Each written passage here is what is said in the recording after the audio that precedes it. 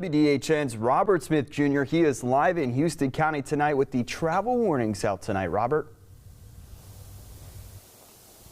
Yeah, hey, Mike and Jess, although the winter storm is pretty much easing up or pretty much over now as it stopped snowing now, some Wiregrass residents took full advantage of the rare opportunity, and city officials are keeping an eye on the impacts that are left behind from this winter storm.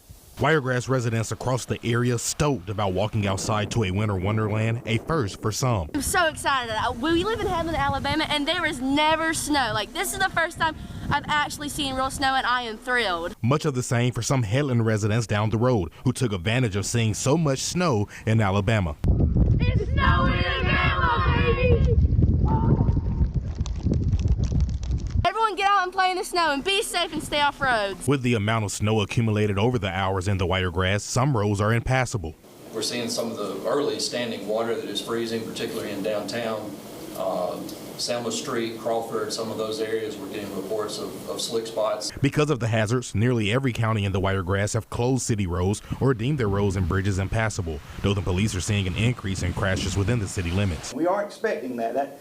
You know, we wish that those things wouldn't happen when we have this type of event, but they do, and we're doing our very best to handle them. The winter storm has also produced a number of power outages. Alabama Power has hundreds of customers without power, and Wiregrass Electric reporting about 50. As for Dothan Utilities, they had about 7 minor outages earlier, but not reporting any right now. We're monitoring our electric loads on our system. Everything looks really good right now. We encourage everyone to stay home. We encourage everyone to only use essential electrical loads so as to keep our overall system load as normal and low as we can.